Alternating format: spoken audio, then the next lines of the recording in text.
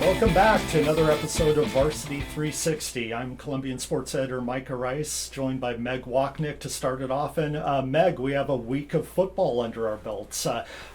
Quite a fun week. Some really interesting results. Some surprises. But mostly, I think engaging kind of what the coaches told us after week one, whether they won or lost, they're just mostly happy to get going for the season. It is. I think there's always a given every week with week one football every year. It's sloppy play and a lot of penalties, and I certainly saw that. In my game that I covered, Hawkinson beat La Center 19-14, and as Clint LeCount, Hawkinson's head coach, attested to afterward, it was more the uglier wins that he's been a part of as a coach. And he even jokingly afterward said, "Hey, feel free to put that in the headline," and it certainly was. This was a team that really struggled in the first half. La Center took advantage of 2 interceptions, came back for scoring drives of 12 plays and 10 plays, all of a sudden took a 14-0 halftime lead and had the second half kickoff. And all of a sudden, that's when Hawkinson got into motion offensively, scored 3 touchdowns on 3 possessions, and just did a tremendous job defensively. Tyler Lytle at linebacker had an outstanding game on defense. Nolan Thompson, a couple of sacks as well. So just an all-around solid effort, but definitely an ugly win, to say the least. Well, an ugly win is still a win. It is. And I imagine Coach LeCount out there has got to think that he liked what he saw in the team's heart, being down 14-0 when things really hadn't been going well, that they were still able to make some plays and come out of there with a victory. Because a lot of teams, they're down 14-0, things don't go aren't going so well. They don't have what it takes to really right the ship. Absolutely, and I think wide receiver John Charles said it best afterward when asking him kind of what was the biggest takeaway from this win. He goes, "Hey, we showed what we're made of, and we know we're capable of having those second half comebacks when things aren't going so well. We know we've still got it in the tank for 24 minutes." I get the sense that La Center is going to be fine. They'll be just fine. Yeah, absolutely. They got a great offensive line. They got a young starting quarterback who's a sophomore, but they've got some big non-league games coming up, including Connell on a Saturday. They got Mount Baker later on this season, so they'll just be absolutely fine. I think this was one of those great benchmark games for both teams in week one to kind of just figure out who they are and what they're capable of. Another 2A team that I think is going to be just fine is Ridgefield. Ridgefield, they purposely scheduled 2 really tough non-league games to start the season. They played Mountain View this upcoming week, but before that, they opened the season against a really tough WF West team, a team that also made the state playoffs last year. WF West won that game 38-28, beating Ridgefield at home, and kind of an interesting game, one that had a 20-minute delay in the fourth quarter because the stadium lights went out. It made for a really interesting kind of dance party with all the students shining the lights on their phones while having some fun with it. It was, especially with everything that we've kind of gone through with high school athletics since the pandemic and in 2020. It was just great to see kids kind of enjoying that atmosphere and having that kind of fun. But on the football field, WF West, they are a tough team. Richfield coach Scott Rice said it best. He's like, "That's a damn good football team," but that's why we scheduled them. They have a big athletic quarterback in Gavin Fugate, who was really able to test Richfield's defense, and that was a Richfield defense that started 2 sophomores for a season opener, and you could really tell it took them a full half to kind of get used to the speed of a varsity football game. But then they trailed 35-21 at halftime, but then only allowed 3 points in the second half. So Ridgefield, they're still trying to figure out the quarterback situation. Braden Mayella, he played the first and the fourth quarters, did some good things. Logan DeBeaumont played the second and third quarters. He led 3 scoring drives, so 2 touchdown passes for him. Coach Rice said that they will use their week 2 game against Mountain View to figure out who is going to be the full-time starting quarterback. They don't envision kind of a tandem situation. They want to have it dialed into one guy by the time they enter League 3 or Week 3 league play against Hawkinson. So a lot on the line for both those quarterbacks in Week 2. And that's another tough game. I mean, Mountain View, I think that's the one team that I think maybe shocked me the most coming from Week 1, losing on the road to a very quality 1A Nooksack Valley team. I mean, just miles from the Canadian border. Yes, it's a long bus ride, but given the experience and the talent of Mountain View, I did not expect that loss to come. I figured Mountain View could be 8-1 during the regular season. I just didn't anticipate that one loss coming in Week 1. So when you look at it, either Richfield or Mountain View will be 0-2 after this Friday. Very surprising, and Tim Martinez kind of touched on in his column. You know, we debuted our local team power rankings, where we kind of looked into the crystal ball and tried to see kind of pound for pound who are the best teams in their classifications, the one we picked to kind of make the most noise, whether it's a 2A school in 2A, a 1A and 1A, or 3A or 4A in their respective classifications. Well, our top 6 teams, they all, or 6 of the top 7, yes, they all lost. Yes. So might be a little bit of, well, it shows what we know, but I think it's more likely Week 1, you never know what you're going to get, and you're seeing this trend of coaches purposely scheduling really tough competition right off the bat. It is, and I think you go no further than some of our 4A schools. Skyview taking it to Jesuit before falling late. Camas, once again, scheduling some big boy competition in the first few weeks of September. And Union, coming off a tough last second loss to East Lake, has got Yelm on Friday night. So you look at some of these teams, you mentioned scheduling some of these big boy teams, they wouldn't have any other way. Right. It's because I think they not only want to learn kind of who they are against a quality opponent, kind of under fire, but you don't really get a good sense of who you are if you're playing a team that you're running clocked, or that, and it's like, I don't think coaches see a lot of value in scheduling those opponents early, that, you know, third quarter, the clock's running and you're playing your JV kids. Correct. You want to be able to look back on, hey, not only what did we do well against an equal or better opponent, but what did we not do well? What do we need to shore up in order to, you know, survive our league play? Because you know, all of our leagues are going to be competitive down here. There's no room for error in the 4A when you only have 4 teams and one loss can, you know, decide a league title or even a postseason berth. If you're Mountain View, you want to test yourself and know what your weaknesses are, because if you don't know what your weaknesses are, a team like Kelso is surely going to exploit those and find those. Absolutely. Yeah. I mean, if a team, let's say, goes 6-0 before league play, you know, how much are you really learning about your team unless maybe you go, let's say, 3-3? You know, the biggest takeaways are going to be from some of those losses. And I think Mountain View is going to be fine. I still think they're the favorite in the 3A Greater St. Helens League, but they're probably going to take a lot of lumps and a lot of learning from this loss. Well, and then you look at the 2A, it's an 8-team league. Week 3, you're playing games that really count. It is. Especially for Hawkinson and Ridgefield, where last year it was certainly the case where that Week 3 game decided the league championship, and it very well could this year. So yeah, let's schedule those really tough opponents in Week 1 and Week 2, so that you're not having to step up in intensity to a place you haven't been yet in that season by Week 3. Exactly. Again, that just goes, the 4A, they don't start their league play until October 14th, so they've still got several more weeks to kind of get the kinks out and get themselves right for league play. You know, some other schools that impressed me in the way they were able to win, one that jumps out at me is Hudson's Bay. They really put on a show, beating Heritage 53-6, we haven't seen that kind of output offensively from Hudson's Bay in recent years. But whether it's Mateo Verona, who had a touchdown return for an interception return for a touchdown, also racked up a lot of receiving yards and really showed himself to be an offensive weapon.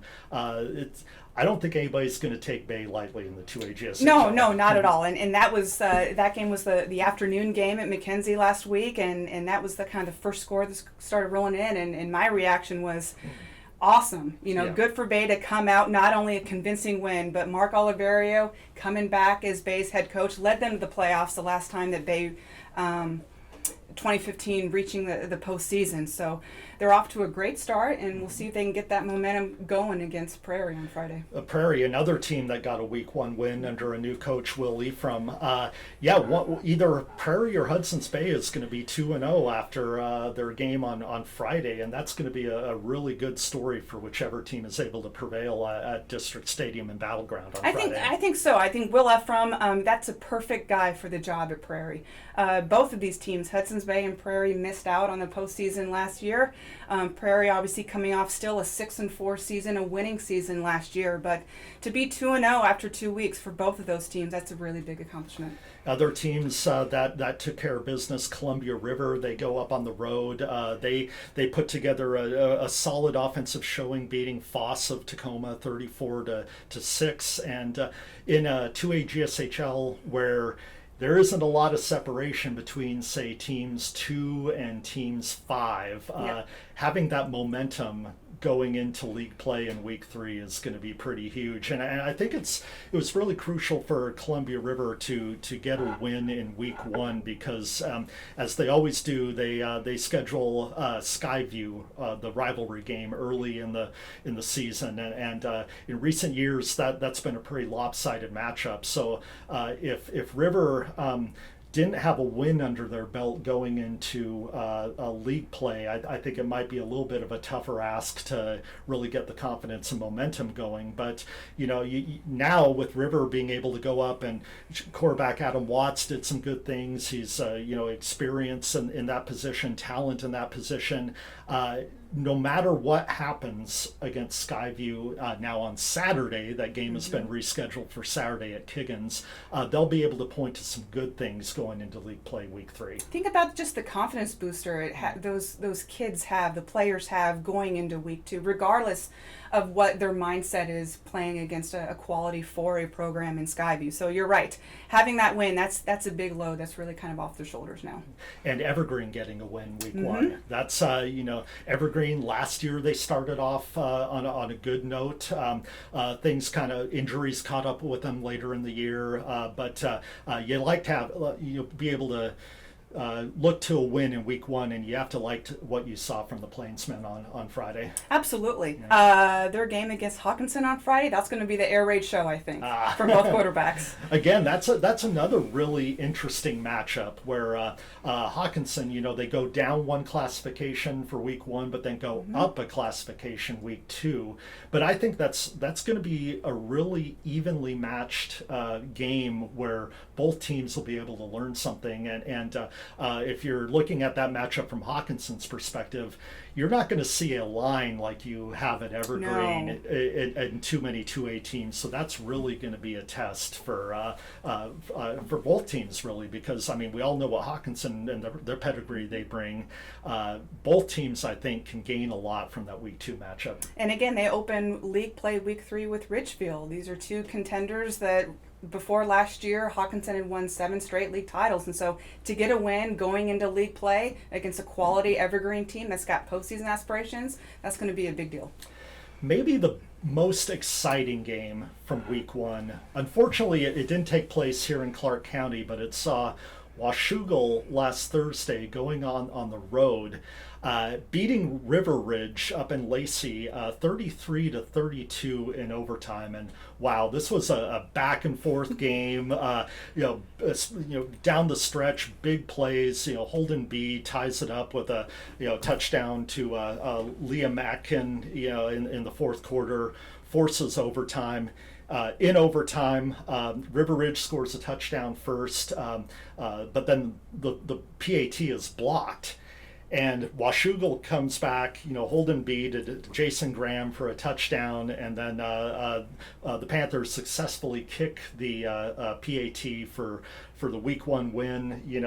How important is it to have that kind of win? I mean, every win is important, but to be able to go on the road, go into overtime, have your quarterback that a lot of people in the league are looking at as maybe one of the breakout players who's deserving of the recruiting from D1 programs that he's getting. How big of a win can that be for Washougal? Big and exciting, I'll say that. Yeah. What a way to start the 2022 football season. I just think it just shows the poise, the confidence in Holden B as a junior at quarterback, and potentially what Washougal can do this year. Go ahead. No, I just they're young. They might be inexperienced in a couple positions, but my goodness, you pull out that performance on the road in a week 1 against a 3A opponent up in Lacey. That's just possibly the sign of things to come for Washougal. Well, I agree with you absolutely, because the whole narrative around Washougal going into this year was they have a lot of talent. They were young last year, but if they can really put it together with that young talent, watch out. And what do you need to do to put it together? You need to make plays when plays need to be made, and that's exactly what they did in the fourth quarter in that game and in overtime. It basically comes down to talented players making plays, and that is the difference between a team that has talent and doesn't realize it, and a team that has talent and puts it all together and turns that into wins. I think I was most impressed by the poise of Holden B in overtime. A couple of people sent me the game-winning touchdown throw he made on the run, clutch post route. So just really impressed with not only his performance, but also the way that they came out with this win. Well, after that win, I had to go out and visit with Holden B, Garrett Mansfield, and Liam Atkin from Washougal football to talk about that win. I want to hear how excited they were to go on the road and start the season off that way. So listen to what they had to say about that win. Here we go. I'm out here at Washougal High School. We have from left to right Holden B, Garrett Mansfield, Liam Atkins. What a game on Thursday. Just a 33-32 overtime win over River Ridge to start the season. Bunch of twists and turns. It could have gone either way. Start with you, Holden. How big of a win is that to start the season? It's really big. It's a good win for us as a program. It really kicks off the season good for us because we had to fight the battle to get that win. And so, as a team, I think we grew a lot, and it'll help us throughout the season. Garrett, what do you think the team learned about itself going through all that and still coming out with the win? We definitely learned adversity because we never gave up. Even when they scored that final touchdown, but got a call back, we never gave up, and we kept pushing to get that win.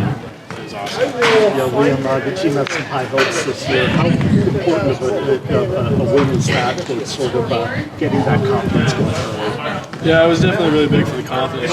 Playing a 3A school, they're expected to put up a fight, and usually, we like to play teams like that to challenge ourselves and get better. And I think it showed that we've matured a lot as a team and as a program that we can come and compete with anybody we play with.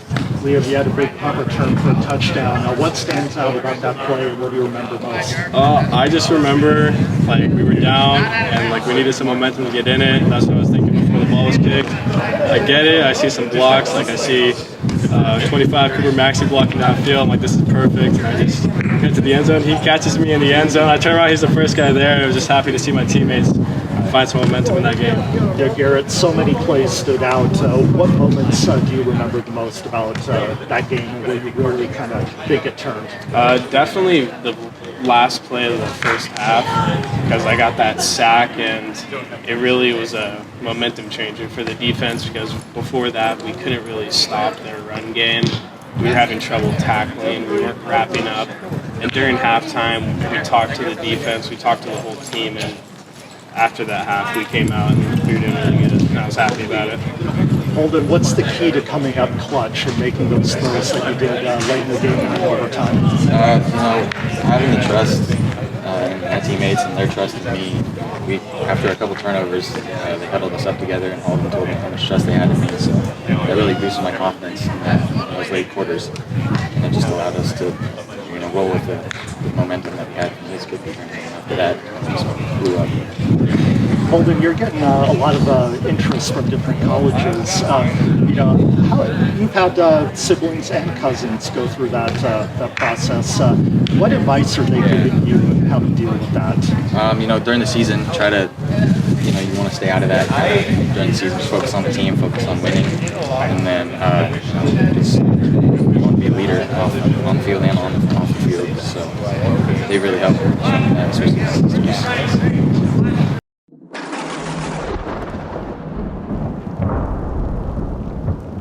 All right, we're going to do something a little fun here called lightning round. So I'll just throw questions right to you, and we'll just go from there. So first question, what's your favorite pro sports team? Holden, you first. I'm going to go with the Buffalo Bills. I just really like Josh Allen. He's like my quarterback guy that I really love. So.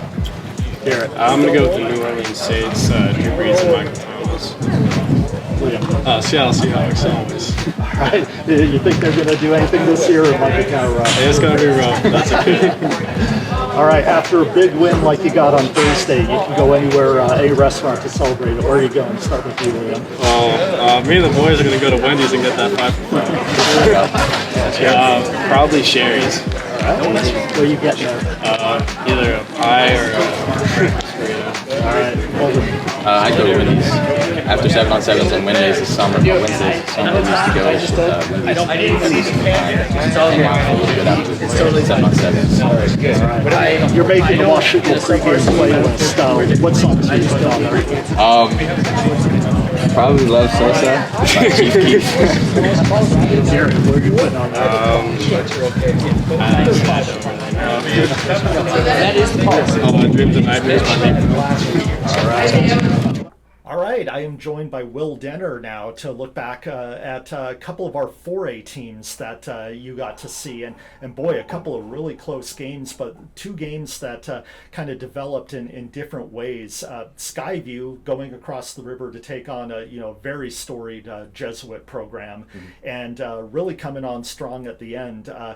Before we get to Union and Eastlake and a really close game that happened on Saturday, why don't we look back at what Skyview did and what stood out most to you about especially their ability to rally late and almost steal that game. Yeah, absolutely. I mean, it's not too often you see a team so upbeat after a loss anytime, but this group, I mean, the way they finished that game down the stretch, they trailed, I believe, 24-7 entering the fourth quarter. They scored 2 late touchdowns and kind of finally start to get their offense on track after kind of some inconsistent moments earlier in the game, and make a couple stops defensively against a really strong, multifaceted Jesuit offense. And like you said, just down the stretch, I believe they cut it to 3 with about 30 seconds left. A touchdown pass from Jake Kennedy, their new starting quarterback, to receiver Jonathan Stromberg, and they almost get that onside kick, come up just short on a loose ball. Jesuit is able to get it and run out the clock, but ultimately Skyview came away from that feeling really good about how they competed. They're a very young team this year, and they kind of knew that these were going to be the weeks to develop, and they didn't want to take any shortcuts by scheduling some, kind of cupcake or whatever you want to say, kind of, softer schedule, and they got what they wanted from a game out of that. So, well, I think we've had not just one program, but multiple programs say they look at what Camas did last year and scheduling 4 really tough Oregon teams right off the bat.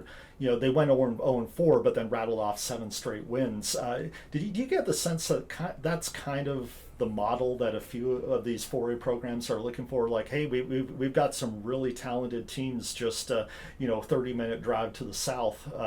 Let's get them on the schedule early, especially in a 4A league where you got to be firing on all cylinders come league play, which happens a little bit later than other leagues. Yeah, I mean, I think like you said, just that situation in the 4A Greater St. Helens League is unique, where you don't don't have league games until mid-October, but ultimately those non-league games, I mean, even if you start 0-4 like Camas did last year, there's still an opportunity to make a run, and I think it's just kind of one of those iron sharpens iron situations where you're ultimately going to be better from playing a tougher schedule early on. And I know just to segue into the Union Eastlake game, after the game, Rory Rosenbach, their head coach, was saying all this means is we're 0-1. It doesn't mean we can't hit the goals that we wanted to coming into the season, and I think that's how these teams look at it, especially early in the year. Well, the Union Eastlake game was really interesting because as opposed to the Skyview game where Jesuit was in control and then Skyview mounted a rally later, this Union Eastlake game was back and forth. You had teams making plays the whole way. It was all about who could re-seize the momentum. Yeah. And it came down to the final play where Union wasn't able to get the playoff in time from the 1 yard line. As disappointing as that might be in the moment, to be able to have that situation in live action, if that happens again, I got to think that's the ultimate learning experience, where if they're coming down games on the line, they've gone through a clock management situation where maybe it didn't work out like they wanted, but now they know what they need to do in that moment with the adrenaline flowing and the clock ticking down. Yeah, I mean, I think they'll definitely take away positives from even getting to that point. It was a 78-yard drive that started with a minute 29 left. I don't think they had any timeouts even to start that drive, and it was just what they had kind of built to earlier in the game, just their passing game led by new starting quarterback Tyson Fuhrer, and a good group of receivers, guys who can catch the ball on the outside and kind of gain yards. And for them to get down to the 1 yard line, it was interesting. The play before, actually, it almost looked like a touchdown. It was Caden Drabinski who caught it, and it from my angle, it almost looked like he was able to reach it across the pylon, came up just short, and then they call that play with 12 seconds left. And before that play, Eastlake actually called a timeout to reset things, and Union actually initially had a pass play called. Their offensive line was pretty adamant about wanting to call a run. We're gonna punch this in, and at that point, like Rory Rosenbach said, you just kind of have to trust your guys who got you to that point. And nothing against them that they couldn't do it there. It was just a really good push by Eastlake up front, and they'd even practiced that situation of clocking the ball. I think they said it took them about an average of 6 to 7 seconds or something. So they've practiced that, but now that they have that live game situation, you would hope that going forward, if they're in that situation again, they'll be better for it. Yeah, there's practice and then there's game speed. Yeah, and when for kind sure. of the adrenaline's pumping and that clock seems to move a little bit faster. What stood out to you from Tyson Fuhrer's play? There's a lot of people wondering kind of how he would fit in at quarterback. Yeah, I think there's the on the field stuff, but something that I was really impressed by after the game is he kind of took it upon himself after the coaches had kind of done their post-game huddle and talk. He actually came up and was like, guys, I've got something to say. And the players kind of rallied around him for a few moments, and they just talked about, just how they're going to move forward from this. And, I think that's something you want to see from your quarterback and your senior leader. He's someone who obviously came into that position after kind of a QB carousel in the summer. They have two guys who end up transferring to Arizona high schools, and he gets thrown into that situation. And I think they have to like what they have there going forward. Their offense for the most part was clicking. Like I said, really good group of receivers, running back Cody Zenner, who broke a couple big runs as well. So I think, like I said, they have some positives that they can take forward now, and even though they came up just short, they'll be excited going forward. Well, win or lose, you like to get the win, but mostly you want to see that growth and kind of be put under that test for week one. So even though they didn't come out on the winning side, I got to think both Union and Skyview will kind of look at week one as we experienced a lot of things that were useful, and we can take a lot from this. Right, and interestingly, in addition to them two, both Camas and Battleground lost their week one games as well, so they're all kind of in the same boat. It doesn't get much easier. I know Union will be playing Yelm this week, that very same team that kind of thumped Camas a little bit last week. Skyview, after playing River, will travel to Bothell, which is going to be a really tough game for them as well. So, they're continuing on this tough early season schedule, and I think they hope that ultimately they come out on the other end of it, going into league play, a stronger team. So yeah, it definitely fits the theme with what we're seeing around the football in Southwest Washington. All right, Will, good stuff. Thank you. Thank you.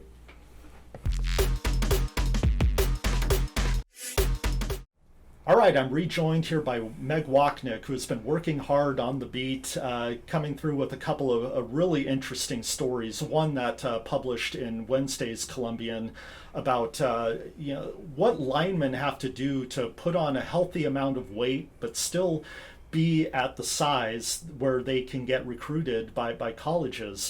Meg, what really struck me about this story is the realization by some of the players you talked to about how they've always been kind of big kids, but then they went to a combine or a camp and really, whoa, these I'm going against kids that are 300, and this is what I need to be to get looked at by some of the colleges I want to play for. How do you do that while balancing your calorie intake, but also being healthy and able to still move?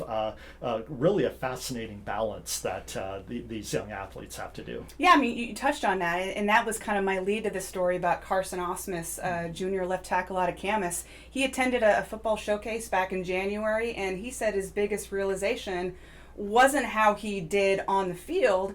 It was just his size. He realized he was kind of getting pushed around by some of these bigger guys, and he was about 30 or 40 pounds less than where he wanted to be. So he really focused on his weight in the off season, getting ready for this fall season, and put on about 30 pounds. And I asked him, I said, give me a lowdown. What's your food diary? And as my story says, I wanted to know the ingredients of maybe 1,000-calorie protein shake. And he listed all these ingredients. And it's just amazing what these guys are doing to put on healthy weight. It really is a science, and I like that you reached out and quoted some of the trainers in the area and some of the nutrition specialists. This isn't going down and getting 5 Big Macs and Right. and large Cokes at McDonald's. This is, like you said, rich, calorie dense but nutritious fuel, because you really have to look at your body like it's a machine, and the kind of fuel you put in it to get it not only to an optimal weight, but not being able or not having to deal with injury and inflammation and excess weight that doesn't help you. Right. One of the simple questions I asked Brad Packer, who's the owner of A3 and Portland State's volleyball and football strength and conditioning coach. So he also oversees nutrition for those athletes. So I asked him simply, how do you consume 5,000 calories and remain healthy? And number one, it's all about hitting the major food groups, right? We're all supposed to be doing that as adults. Protein foods, clean carbohydrates, fruits, vegetables, but also eating for performance. And that's something as simple as having a peanut butter and jelly sandwich maybe an hour before practice, right, or right before a game or competition setting. So it's about getting the healthy food that you need to eat and perform at your best.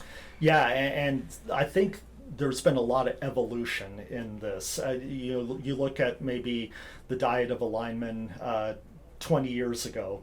It has to As be Matt Gracie said, yes. Mm-hmm. Former Heritage coach and current O-line coach for Union. 100 tacos between all the linemen, getting kicked out of a Chinese buffet restaurant for going above and beyond all you can eat. This isn't the 90s when you could just pack on the pounds. How the lineman, just the prototypical lineman, has changed over the years. We've seen it from the NFL, college, and now down to high school.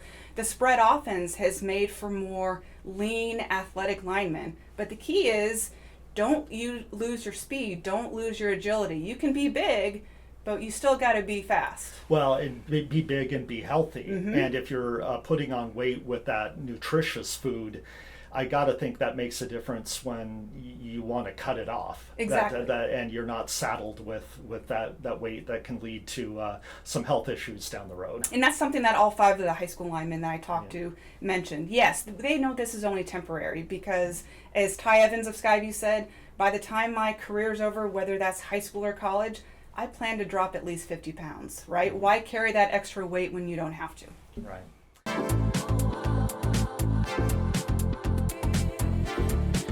Speaking of linemen, you have a story coming up in Friday's Columbian about maybe the highest regarded offensive lineman or any lineman to come out of Clark County, Travis Claridge. When you look at linemen from Clark County, obviously you look at people like Michael Roos, who went on to have a legendary NFL career with the Tennessee Titans after really coming into his own at Eastern Washington.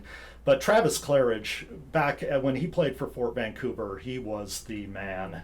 To what can we expect? You kind of look at not only his impact, but his family's efforts to kind of continue his legacy for a Fort Vancouver football program that's really trying to rebuild and reconnect with its past. Yeah, so this is kind of a story on not only the past of number 71, but also the present number 71. And currently Fort Vancouver has a lineman, Keenan Wainmaster. He's a senior multi-year starter at right guard for Fort Vancouver. He's been wearing number 71 for 3 seasons now. And that just happens to be the same jersey number that Travis wore, not only in high school, but also at college at USC, where he was an All-American, and as well with the Atlanta Falcons when he played 5 years in the NFL. And the similarities between these two players are striking. Keenan Wainmaster is 6'6", 300. Travis Claridge was 6'6", 300. So many similarities between these guys. And the kicker to the story is Travis's father, Bill Claridge, was actually on Fort Vancouver's coaching staff last year and was the one who told Keenan all about who Travis Claridge was. Keenan had no idea who he was, and now not only is he proud to represent Travis wearing the same number, but also really ensure that the legacy of Travis is in the hallways of Fort Vancouver, because right now there's only one photo of Travis Claridge, and that's in the trophy case. Yeah, and I think it's really important for a school and an athletic program to connect with its past and basically hold up those players, whether it be in soccer, football, volleyball, golf, that have been successful, and to show like, hey, these people walk the same hallways you are, and look what's possible. And I think especially for Fort Vancouver, which maybe recently hasn't had a lot of success, there's a lot of great athletes that came through that school and a lot of history there. You go back to the teams that Gary Boggs coached and some of the talent that he fielded. You look at some of the other programs from Fort Vancouver. Brian Hunter played in the major leagues. So it's a school with a rich tradition, and one that I think is great to kind of rekindle or keep those embers burning. It does, and Bill Claridge, he now lives in Tennessee, and I spoke with him last week. He wants that number 71 jersey to continue and to give it to someone who has that hard work, that determination, that dedication, that not only that his son Travis Claridge had, but that Keenan Wainmaster also possesses. So he wants that number to continue in its own legacy. Excellent. Well, we can't wait to read about it on Friday. Be sure to check it out in the Columbian or on 360preps.com.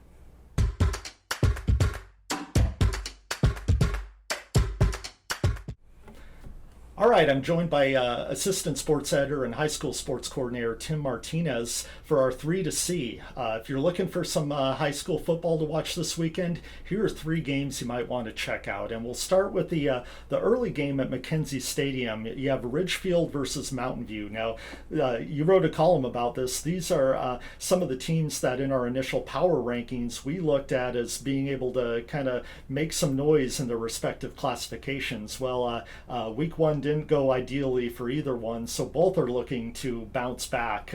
What is most important, do you think, for this game, besides obviously wanting to get a win under your belt, and as far as Ridgefield goes, really taking steps toward making a decision on who their starting quarterback is going to be? Yeah, this is a game that we kind of thought we'd see 2 1-0 teams playing this week, and we're seeing 2 0-1 teams this week. I think again, non-league games are to get you ready for league, but still, I would think that there's a little bit more riding on it for Mountain View, having opened the season against a 1A school and then a 2A school. To go 0-2 would not be a very good start for them. I don't think they would be very happy about that. Again, I think Ridgefield, even when I talked to Scott Rice in the preseason, he was talking about they're going to use these first couple games to get a feel for, who's the starting quarterback going to be and other things they wanted to work on. So, so I think it's an important game. And last week on our predictions that are on our blog, and they'll go up sometime on Thursday, we were 12-7. 12-7. Okay. So that was like 63%. Usually like to be around 70, but first week it's always a little off. So we're going to go with Mountain View on this one. I think again it's a little bit more riding for a Mountain. We're going to pick Mountain View to win this game, and but I think it should be a good game. All right. Another team that just narrowly came out on the short end in week one was Union against, they had a back and forth game, came down to the wire against Eastlake. Well, they take on a very tough Yelm team, a team that's being talked about as possibly a state title contender in the Class 3A rankings. Yelm opened by just having a dominant win over traditional 4A powerhouse Camas.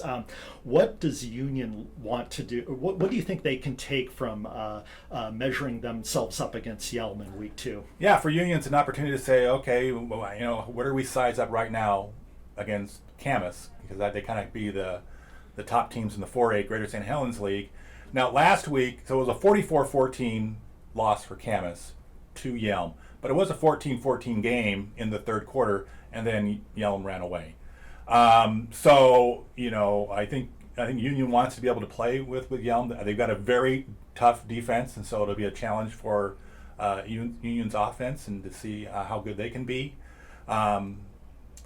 Yes, but Yelm, again, among a lot of rankings out there have them top 2, top 3 in 3A, and that's above teams like perennial powers like Eastside Catholic and O'Day and some of those other teams. So obviously Yelm's very good. This is going to be a very good test for the Titans. As far as prediction go, we're going to stick with Yelm because I can't overlook that win last week against Kansas. Yeah, they're just so tough, and to be considered a state contender in the 3A this year with some of the talent among those traditional programs, and you really got to bring it. So we'll see if Yelm is really for real. Another game that we think is pretty interesting involves two teams that got wins last week in week one. Prairie and Hudson's Bay. One of them is going to be 2-0. And how big of a deal would that be for whichever program is able to get to 2-0, especially considering both have, sort of first-year coaches. Bay, obviously, they have the situation where Mark Oliverio is back after spending some time away. But whether it's Willie from Prairie Falcons or Mark Oliverio's Hudson's Bay Eagles, how big of a deal would it be for either of those teams to be 2-0? Yeah, I think you're right. I think the new program with either new or returning coaches, they're trying to build confidence in their players. Both are coming off subpar seasons last year, so it'd be a big boost to open this year 2-0. I saw Bay beat Heritage last week, and just the whole vibe on the sideline in that second half. Not only that they won, but that they were able to get the running clock in. They got some subs in, which is something they don't get a whole lot of opportunity. There was just a lot of excitement on the Bay side. So, and I'm sure the same thing was with Prairie. They had to come back against Auburn on the road to win 26-20. So yeah, it would be a big boost for both programs. I'm going to go with sentimental favorite here. I'm going to pick Bay to win. I think this game could go either way, but it would be really cool to see Bay at 2-0. Well, you really saw Mateo Verona, especially. What a playmaker he was in week one. What stood out about him to you? He's just all over the field, whether he's offense or defense, and really they kind of spread it around. They had contributions from all over. Dean Castillo had a nice game. He didn't have to do too much as far as passing the ball too much. The defense played lights out last week, and I think it was a defensive coordinator when he had his post-game talk with his team was saying that hey, we scored on offense, we scored on defense, we scored on special teams. They had a strip fumble return on the kickoff. So you do all three phases and you score. That's a good start. And so I think, again, it's just I think a lot of excitement going on at Bay, and hoping to keep it continued on Friday night. All right. Well, hopefully you can make it out to one of those games or any of the other games that might be in your neighborhood. If you want to, if you can't make it out, be sure to check out 360preps.com for all the coverage of this weekend's games.